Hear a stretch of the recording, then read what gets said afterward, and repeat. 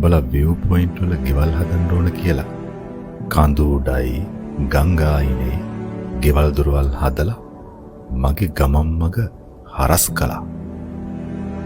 උඹලා හදාගත්තු ඒ ගෙවල් වල ඉඳලා ඒ view point එකේ උඹලට ඒ සුන්දරත්වය බලන්න වෙලාවක් තියෙනවද?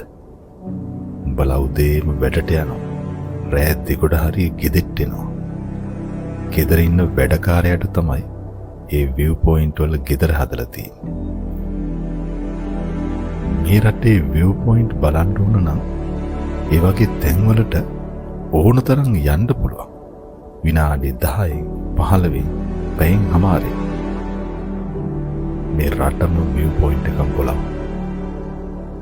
අමුතුවෙන් ඒ වගේ තැන් හදන්න අවශ්‍ය නැහැ. උඹලා දෙන්න මගේ තරම දැනගනින්න. උඹලා ආයෙත් මට අයිති කොටස අල්ලගනි. මට නිදහසේ යන්න දෙන්නේ නැතුවේ මාව හිර කරයි. හැබැයි ආයෙත් දවසක උඹලගේ සනුහරේට ආයෙත් මේ වගේ වන්දියක් ගෙවන්න වෙයි. මතක තියාගන්න.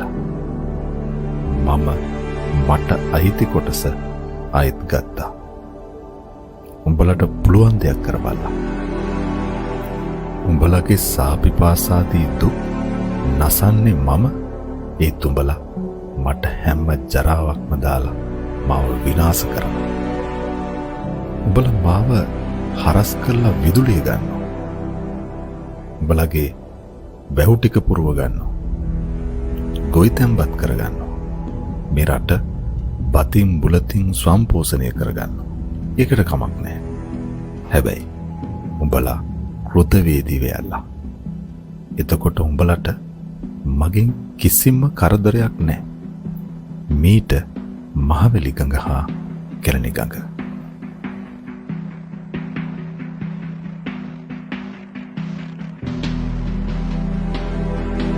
ඉරට හඳට ගඟුලැල්ලට මද පවනට පෙමින් බැඳෙන සුවඳ මලක් වැනි සිත් ඇති මිනිසුන් මේ මිහි මත පහළ වේවා.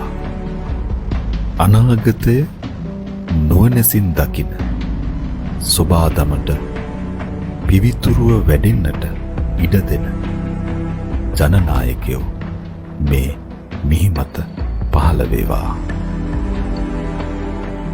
පන්සිල් පදවත් නොපිඳ රකින මහ ජනතාව දස රථ ධර්මෙන් රට කරවන ජනනායකයෝ මේ මිහි මත පහළ වේවා.